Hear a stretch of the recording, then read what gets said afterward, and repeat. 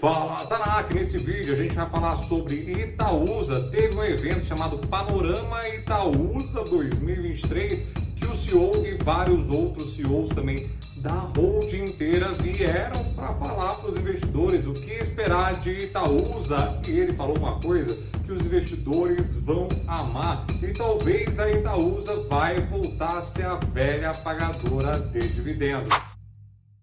Tanakão, muita gente acabou deixando de investir em Itaúsa nos últimos anos por conta dos baixos dividendos da Centaveira. Inclusive, até o velho Barsi vendeu as suas posições alguns anos atrás, falando exatamente isso, porque ele falou assim, ó, se não dá dividendos, não interessa para o pai. E aí, obviamente, muita gente também tem vendido Itaúsa nos últimos tempos. Inclusive, nessa sexta, a ação teve a maior queda dos últimos 5 meses, chegando novamente a casa abaixo dos R$9.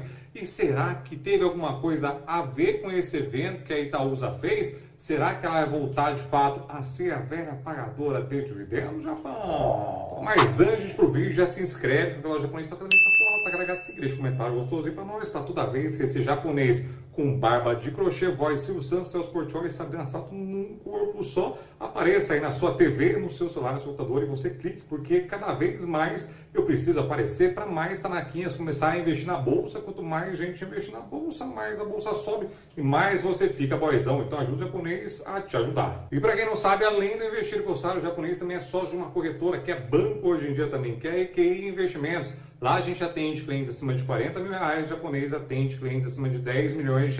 Se precisar de ajuda com seus investimentos, de graça, vai ter aqui embaixo um link, quero ajuda com assessoria, só clica lá que minha equipe liga para você, ou eu mesmo ligo, ou mando um vídeo, mando um cheiro para você. Então, para quem não sabe, a Itaúsa é uma holding, né? Ela tem Itaú, que corresponde ainda a 85% de toda a Itaúsa, então a maior parte ainda é de Itaú. Tem o restinho de XP, tem Dexco, tem NTS, tem Copa Energia, tem Alpargatas, tem AEGEA e agora a mais recente aquisição foi a CCR, a Dutra, né? Então tem várias empresas dentro. E aí está acontecendo um movimento de Itaúsa que é o seguinte, ela era conhecida como boa pagadora de dividendos. Depois, mais para frente, eu vou te mostrar a verdade sobre os dividendos da Itaúsa. E o CEO falou nesse evento que paga menos dividendo do que eles gostariam. E mostrou o plano que eles vêm implementando para que ela consiga voltar a pagar mais dividendos para o acionista. Então, nesse evento, o Setor Balzeira começou falando sobre a quantidade de investimento que ele vinha fazendo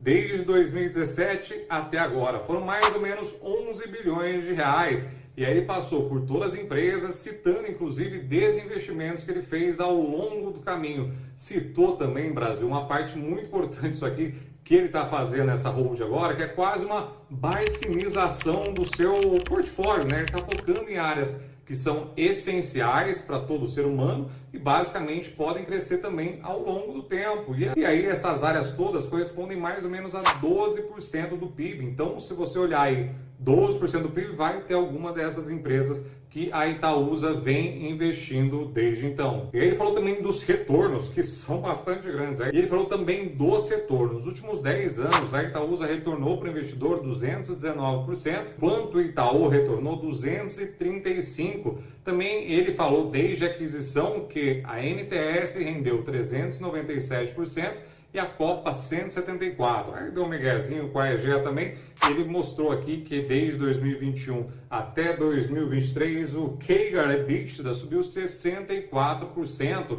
E aí, basicamente, ele mostra que conseguiu alocar bem o capital e que todo mundo se beneficiou desse movimento. Vou contar no finalzinho também porque o BTG está achando que a Itaúsa está baratíssima. Uma parte importante dos dividendos é que hoje a Itaúsa pega o dividendo de Itaú, distribui para o acionista e o restante dos outros dividendos dessas outras empresas ele não aumenta, ele usa para bater dívida, entre outras coisas internas, mas não distribui para o acionista. E já tem algumas previsões de quanto o Itaú vai pagar dividendos esse ano, que eu vou contar para vocês lá na frente também. Qual que vai ser o plano que o senhor falou para a Itaúsa voltar a ser uma boa pagadora de dividendos? E vai ser, Brasil, baixar a dívida. Eles conseguiram sair, inclusive, de setembro de 2022, de uma dívida de 8,4 bi de real para agora 5 bi de real. Isso com com a venda da XP. Eles pegaram todo o dinheiro que receberam da venda da XP e começaram a amortizar essas dívidas. A parte boa, segundo ele, que não são dívidas bancárias, né? São emissões de debênture.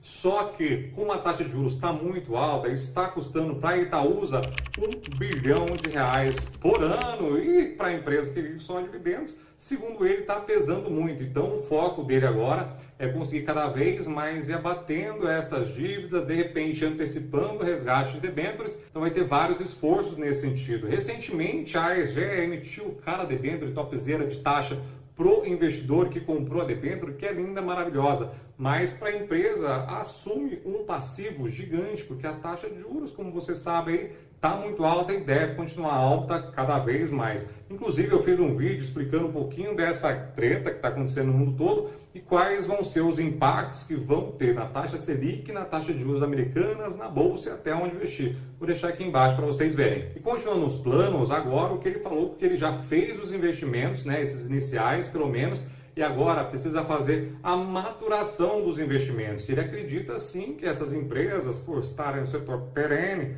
quase todas vão trazer bons retornos, principalmente no longuíssimo prazo. E uma coisa antes até de falar dos dividendos, uma coisa do panorama, que eles falam muito de ESG, como eles estão ajudando o mundo todo, como eles são lindos, maravilhosos, mas essa parte aí para a pessoa física acaba não importando tanto, né? Mas para grandes fundos importa muito, e por isso que eles fazem questão de falar tanto que são bonitos, que são maravilhosos, que não emite carbono, que tem diversidade, todas essas coisas. Porque tem vários fundos, inclusive, que agora deu uma paradinha, né? Tantas coisas no radar, né? Teve a pandemia, mas antes da pandemia tinham vários fundos que estavam cortando o investimento em diversas empresas, justamente porque não eram ESG. Então agora o que a Itaúsa fez é essa preocupação, até demasiado, né? Tomou muito pouco tempo falando de fato dos investimentos e perdeu muito tempo falando de ESG ao ver do Japão.